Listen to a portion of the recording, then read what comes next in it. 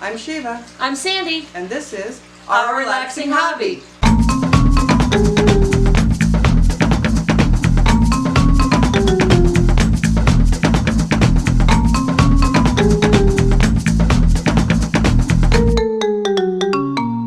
Hello. Hi. Tonight's episode we're going to talk a little bit about fish stress. Yeah. It is a killer of fish. It is the number one killer of fish. Number one killer of fish. So we're going to discuss it a little bit of different things that we've noticed about our fish and things that have happened. Because we just lost a couple. I just lost my clown loach. Yeah. And you know, we had never seen a clown loach act that way before. We thought we were mistaken, but so now give you some pointers and tips and things you can do to help them. Yeah, things to look for, things that it might be, things you can do by process. Still don't know about the Molly death curse though. No, we still don't have. Still the don't answer know. We're for the assuming Molly that death had curse. stress. That was stress related because no other fish got sick.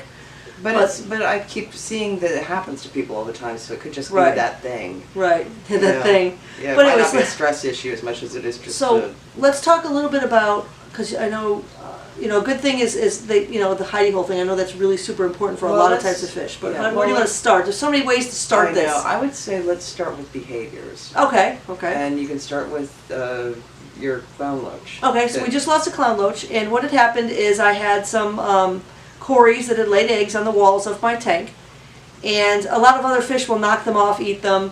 So I watched the Molly for a day or two. I watched her. Molly. I'm not sorry, good lord. I watched the clown loach. Yeah, Molly's on the brain. Yeah.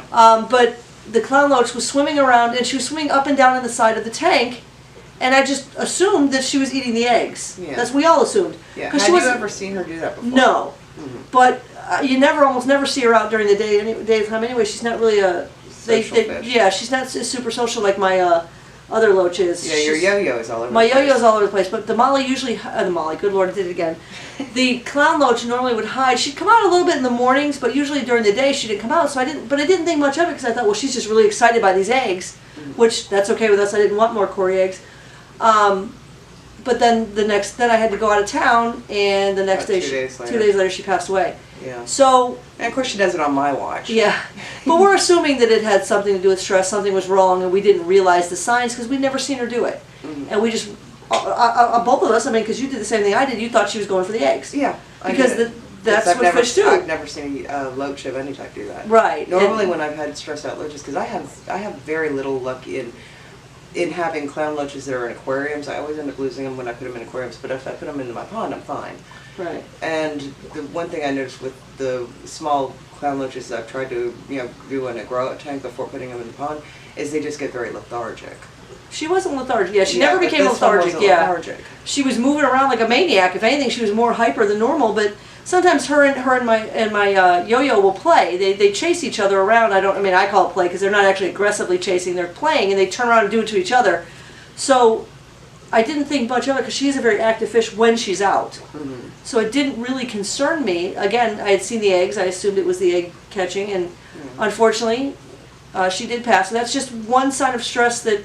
Yeah. Now the kind of stress. Different behavior is Right. a good way to.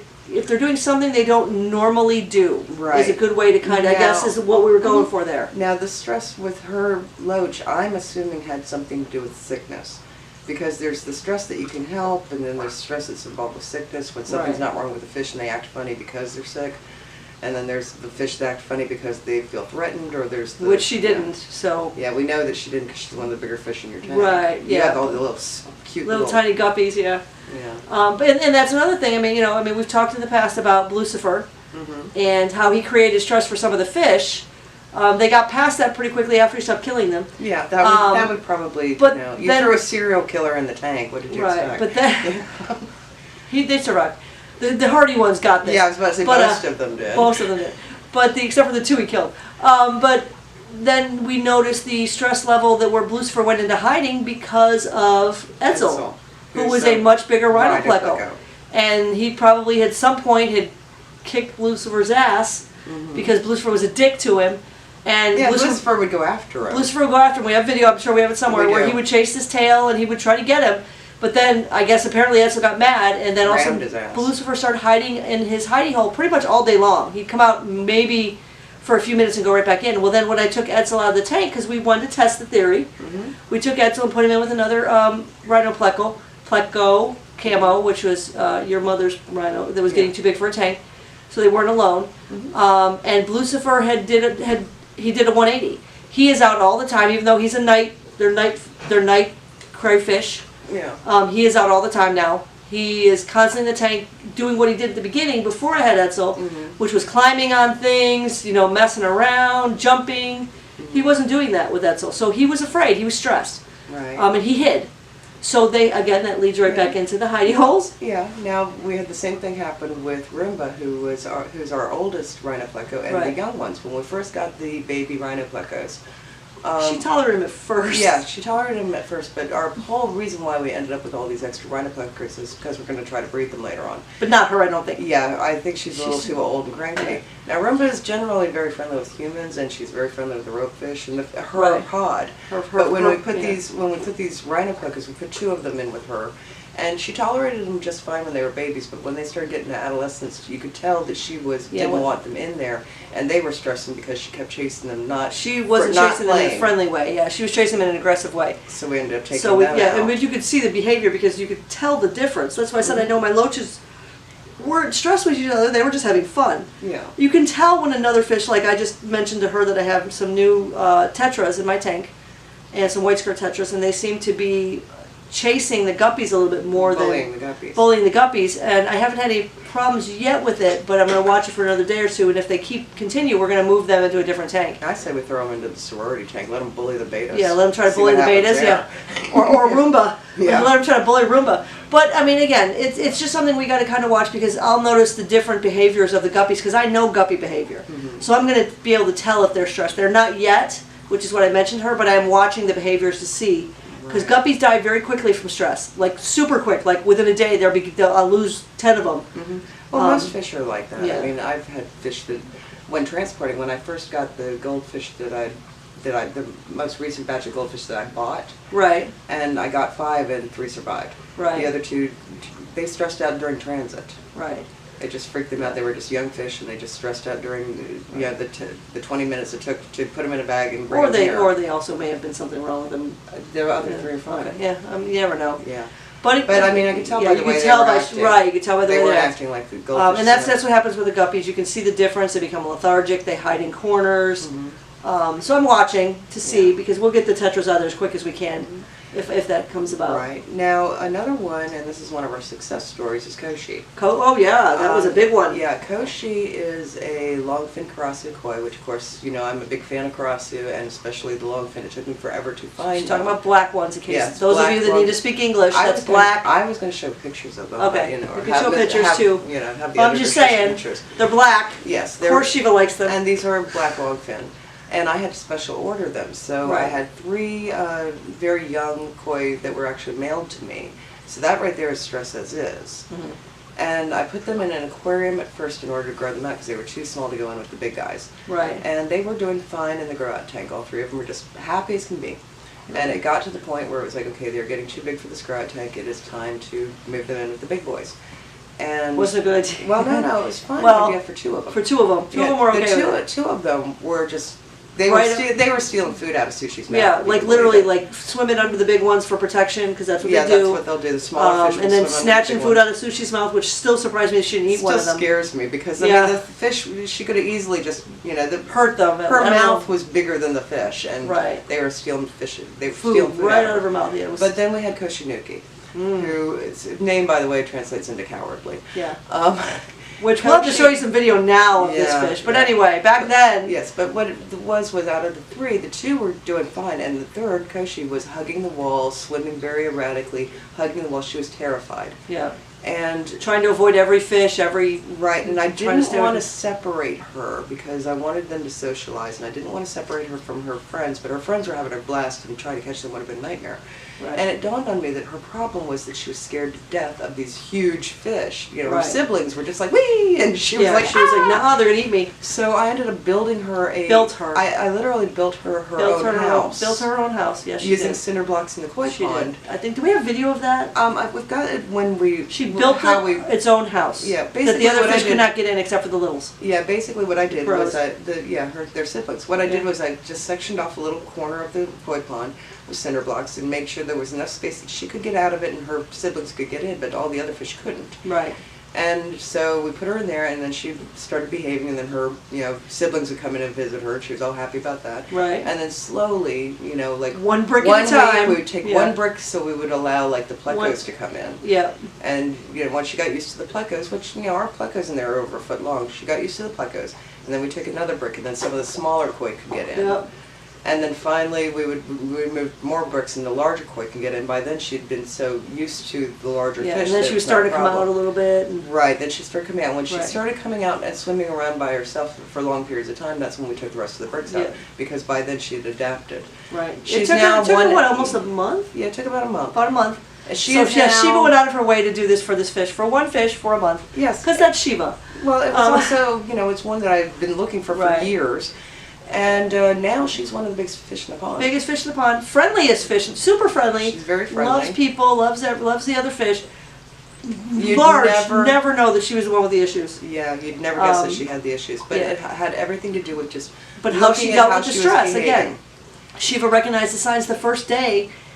Didn't even First yeah. couple hours I knew there was a And like problem. literally the first day she was already making this separate place because she was originally going to take it out. That she's like, I really don't want to. Yeah, because I want her to socialize. But the poor fish, we were afraid she was going to die. Honestly, I mean, we all thought she was going to die. I gave her about 50-50. Yeah, and so when she built the house, you could see the difference in her coloration. And that's another thing we need to check is coloration. Right. Like it's a big on the stress levels.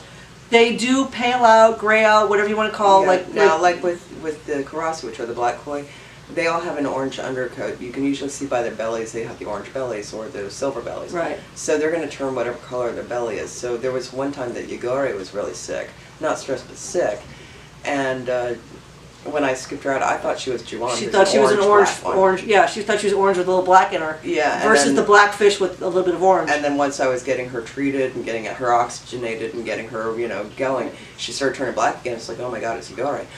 And So she saved her, of course. Of course I did. And she's doing great. Now, like guppies, because again, stress kills them so quickly. If you ever notice with a guppy, like they're very colorful. The fancy guppies have a lot of color. You see the color disappear. They become pale with no color tails. Mm-hmm. Something's wrong. You either need to do a water change, you need to figure out what the stress level is, because they will die quick. Yeah, let's talk a little bit about how to start trying to do that process of elimination. Now, with the story with the Koshi, it was pretty obvious what her problem was, and that was she was just in with fish that were like 18 times her size, and she was freaking out. Right. But this isn't always obvious, especially if you have like a tank like your tank, where most of the fish are the same size. Right, they're all about the same size. So yeah, I mean, so it's a matter of trying to figure out what's stressing right. them out. I mean, usually usually we start. The easiest thing to start with is a water change. Yeah. If check I your notice, levels. we Check check the your levels, and nitrates sometimes and I'll change nitrates. it even if I don't notice anything, because it may just be starting and it may not be popped yet, but the fish are sensing it. That's always my first go-to with guppies, because again, guppies, when they get stressed, they die so fast. Bigger fish last a little longer, but guppies do not. Yeah. I'll notice, like, if one or two die for no apparent reason, I can tell, and there's no obvious sickness like ick or anything in there. I'll immediately do a water change. It's the biggest thing because of the ammonia levels and things like that. Okay. Oh, it's a dog knocking on the Oh, door. huh? The dog is literally scratching itself at the door and it's banging on Banging the door. I thought somebody was Talking about knocking stress. at the door. But anyway, I mean, like I said, that's what I always do first is check water levels, check the ammonia, the nitrates, the nitrates pH. and nitrates, the pH, everything like that. That's my first test, and then I usually do a water change to be safe regardless. And Another thing, especially with tropicals, is check your temperature. temperature, yeah, temperature is a big one. If it's too low or too high, that can also. That stresses them out. Yeah, water temperature is extremely important. I know it's kind of silly to say it because you think, oh, who doesn't know that? But you don't think of it. So, because I didn't think of it just now, I'm thinking of water change. But again, I always check, I automatically check the temperature, and it's just a habit. I mean, I don't even realize I don't think I'm doing it. Yeah. I check my temperature every day in my tank to make sure that the water hasn't spiked in heat or too cold. Yeah. So But that's another thing that can cause stress. Stress, right. And then the other thing is there might be a fish in your tank that Bullying. the other one's not, that's bullying. Yeah. And that's why Fish are big bulliers, let me tell you. Yeah, so you want to make sure that they have someplace to hide. Now, you don't have to go as extreme as I did with Koshi, but then again, we're talking about koi in a koi pond. A lot of the times is add more plants someplace they can hide. Plants add or ornaments, where they can hide. ornaments that have hidden cubbies. Like we have that with the frat boys over there. Right. All of her retired male guppies she puts in one of my aquariums where there are right now 3 common goldfish. And so I've noticed that your guppies all make a home underneath the mango. They hide from the big, they hide from the big scary goldfish. Yeah, they hide from the big scary goldfish. Yeah. They're doing fine. I mean, I haven't noticed They're not really anything stressed, but they because they have a place to hide. Right, they have a place to hide. They're big hiders. You know, the smaller fish are going to hide from the bigger fish to save themselves. But like when we first put the 2 rhino plecos in that tank, it was hilarious because I have a school of lemon tetras in there. Yeah. And the lemon tetras didn't know what to do. Way over to the other side. Yeah, the lemon tetras had no idea what to do when I brought these 2. They were about, what, 8-inch long pleco babies.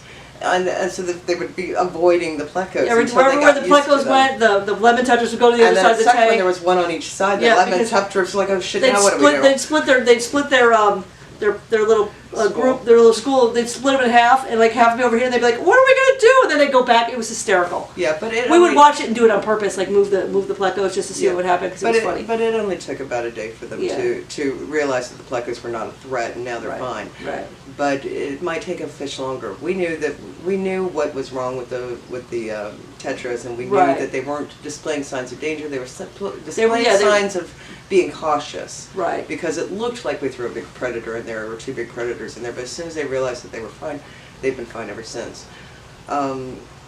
If you do have a fish that's bullying another one, then it might be time to put them in fish jail, as we call it. Yeah, we almost put blues for fish jail. Yeah, fish jail to us is basically a separate aquarium. Separate aquarium so that they don't injure the other fish. Yeah. Now, if you don't have the ability to have more than one aquarium, that might be a good time to start thinking about rehoming the bully or rehoming the fish that's being bullied. Right. You can go to any mom and pop type of fish store, call them, say, hey, I've got this type of fish, it's this amount of age old if you know, and I need to find a rehome for it. And usually, as long as the fish is in good condition, the pet store will take it. Now, this doesn't apply to chain pet stores, it's just for ones that are individually owned. Mom and pop kind of place. And just so you know, if you have any questions, comments, like, subscribe, share below. We'd love to hear your comments on fish stress and what you think causes stress. I mean, we've named a few. I'm sure there's lots of others. Yeah. Well, one I wanted to bring up was betas, and that's when you keep anything red near them. Oh, yeah, yeah. Yeah. Betas, this is a very, very common mistake I've noticed, and that is betas are very bright and colorful and beautiful, and they're that way for a reason. They're very much like peacocks. Right. The problem is if you put anything really bright and colorful right outside, or worse yet, inside their tank, it's going to stress them because they think they're being challenged by something. Yeah, they think they either have to kill it or they have to escape it. And they can't understand what it is. So when it comes to betas, no really bright fluorescent you couldn't ornaments. you can't put fluorescent ornaments, you can't put neon tetras in there. Now, I mean, you can do neons sometimes. I couldn't with mine, but you could with yours. Yeah, I can with mine, but like I have a big red cup that I use for pulling out water, and I have to be careful not to set that thing down in front of the beta tank. Yeah, they are very attracted to red, more so than any other color. Yeah, red, red's hot pink. Orange, orange, hot pink, anything really bright like that. Because that will stress them out. It will. It's not only does it stress them out, but they either think they have to attack it or run from it. So there is stress level there. I mean, everybody thought it was cute, and I did too. I'm not even gonna lie. We had several male betas back in the day in the big tanks. They were next to each other, and they would at the glass, and we thought that was really cute. It's actually very stressful for them. You saw how I kept my 2 male betas. So I had the 2 small tanks, and then I always kept a piece of wood in between so they couldn't see each other. We thought it was cute back in the day to watch them fight, but that's actually very stressful, and it probably led to their early demise because the stress of constantly being on attack for a male beta is dangerous. Yeah, we had that with one of the sorority girls too. And pufferfish are the same way. Yeah, the pufferfish anybody who's getting bullied, you want to get out of that tank, and. Yeah, we had the sorority girl that did as well. We had the sorority girl that we had to take out. It was Artemis, I think her name was. She was a jerk. Yeah, we took out the bully because she was picking on all the other. We managed to get all of them together, but she just wouldn't let them up. She was constantly harassing them. Yeah, I've got footage of her chasing them around. Yeah, so I mean, we ended up moving her to her own little apartment. Yeah, bullying is important. Bullying is a big thing. Like I said, Lucifer at the beginning did kill a couple fish before they figured out what not to do. And he got 2 of them, and for the first couple days they were a little nervous, but then once they realized they were faster than him, then my Corey's literally teased him. Edsel wasn't afraid of him at all. Yeah. So I mean, it does matter what type of fish. I mean, because luckily my guppies realized how much faster they were than him, so they stopped worrying about him. and just stayed out of his way. So then he kind of stopped messing with them. Right. Now, another important thing in order to avoid the bullying thing altogether is make sure that the fish that you keep in an aquarium are compatible. Right, right. Like recently we did a rescue with that involved a small common pleco. Now I've got two Right. ponds. One of them has 2 adult plecos in it. The other one has 4 adult plecos in it. I can't put that baby Can't in put him in either there. one of them Right. because they will bully him. So he's in. Yeah, his and own he's tank. significantly, so even if he was bigger, we couldn't put him in there because then they would just gang up on him Yeah, because 'cause they're they're territorial and yeah, they're they're very established. territorial. That's their established tank. They're not going to let him in it. Yeah. So But meanwhile, like with the ropefish, I can throw 20 more ropefish pretty much in there and they anything. don't Yeah, care. the ropefish did not care. They're not They're like, territorial. whoa, more They're like, to party "Woo-hoo." with. I don't know that Roomba would like it, but Roomba doesn't care about Roomba- the ropefish. yeah, she just she cares would about if there was that many. other plecos. yeah. Roomba does not tolerate other plecos. Yeah, She'll but like I said, try I mean, to kill 'em. it's bullying, and that is a big cause of stress for the different breeds of fish, especially the submissive types of fish. Like you couldn't throw a fish in with an Oscar that's a guppy; it would kill Oh, it. it would eat it. It Period. would eat it, I mean, but I'm just saying things like that. You don't want to. I can't do Well, that. like the angelfish is a better example. Right, the angelfish, You yeah. don't want to throw like a beta in with the angelfish. That would just be bloody fucking havoc. Yeah, they would just fight each other to death. Yeah. The angelfish really did. One of the angelfish did actually bully another angelfish. Yes, one of our We had angelfish 2, killed the other and one of them literally bullied the other one into. He got. And we don't know for sure if he was sick, a little bit sick already, Mm-hmm. and that's what caused the bullying because they weren't bullying at the beginning. For the first 6 months, Yeah. there was nothing happening. They were just swimming next to each other And then around, all of a and then all of a sudden, sudden one he just turned on turned the on other. her. So we don't know if he got sick or maybe a dominance thing like age, like he hit puberty. We don't know for sure. So now we have one angelfish all by himself because he killed his friend, and we're not buying him another one. Yeah. It was sad because it was really cute and pretty, but Yeah. we're not going to take a chance because we don't know enough about angelfish. So you also do have to watch what other fish are doing. Or even the same breed of fish, the same type of fish. Sometimes they just don't get along. Either one's a male or a female, or one's dominant over the other, and it's a thing with fish. You have to kind of, because I can remember back in the day when I did have the mollies in my tank, I would have to occasionally, the guppies, I would have to occasionally take one out that was bullying the others too much. They weren't just breeding; they were literally bullying them to death. Yeah. And it happens. So bullying is a big thing for fish. Yeah. So keep an eye out on that. Yeah. And it always does help if you have an aquarium that you do have a spare. If you have a 55, keep a 10-gallon around just in case you have Emergencies. to, in case you have to quarantine or Emergency quarantine tank or yeah. or jail. Yeah, fish jail as we call Fish it. jail. We've done it. We've had to play. use fish jail. We've done Jenga fish where we had to move the fish around until we found compatible pet sets of Yeah. fish that got along well enough to ditch and try to hurt each other, and they didn't stress each other out to the point where they died. Right. Because again, this is about stress, and I've gotten on the bully habit. Oh yeah. Well, But bullying is a major Is a cause major of stress. cause of stress. Of the stress. Yeah, And and I would say that was second to water conditions is bullying from other Right. fish. And if you have any questions, comments, like, subscribe, share below. We'd love to hear from you. I'm sure there's so many other things we're forgetting. Oh yeah. With Well, stress. I mean, there's the fear, like with Koshi, and, Right. and if a fish is sick, it's going to stress it. Right. Even transport can. And even a set of, stress. like a sick fish can actually stress the other fish. Mm-hmm. That's a very common thing with the guppies, where one gets sick and all of a sudden the others get very stressed, and they don't necessarily go after it like some breeds of fish where they'll kill the sick one. Guppies get very stressed, and then they'll start moving away from it, and they'll like huddle in a corner away from it, like almost like it's contagious, even if it isn't. Right, and that just stresses out and the that sick just- fish too because yes. they're social. So yeah, it's a cascading thing. So you just have to kind of know your fish.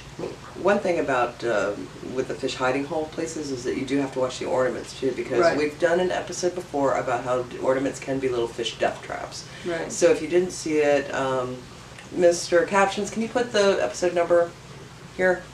Maybe, please, pretty please. Please, we love you. Yeah. Pretty please. Yeah, but if you check out that episode, it'll tell you what to look out for when you're picking Right. ornaments, because the fish might need someplace to hide, but you also don't want them to die while they're trying to hide. Right. Right. Which can happen. Which has happened. I think a lot of places are too busy Yeah. making sure that the ornaments look cool, and they're not thinking about what can kill the fish. So Right. Yeah. Keep check that in out the back of that your mind. episode too. Right. And again, if you have any questions, comments, like, subscribe, share below, and we will. visit the shop because I'm actually wearing I'm, one of this. I'm wearing a shirt. I'm wearing the Yeah. peace, love, Peace, and love, and koi. koi, and buy things so that we can make koi rana. Yeah. We forgot to mention that. 14 times during this Yeah, episode. talk about stress. Coy Rana. Yeah, you want to see us get stressed? Have us make a Coy movie. Rana. Yeah. But We'll have anyway, lots of fun BTS on that of us ripping our Oh my hair God, out can you trying to imagine? get things going. The effects alone are going to be a nightmare. oh yeah, it's gonna be Because we're fun. doing everything practical. We don't do VFX here, so we do everything practical. You want to talk about some stressed fish show hosts? Oh Lord. Watch us trying to get Host. these. I'll watch. I'll film.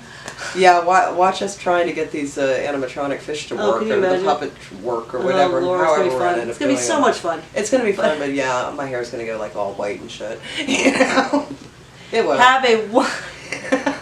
Have a wonderful evening. We'll see you next time. Bye.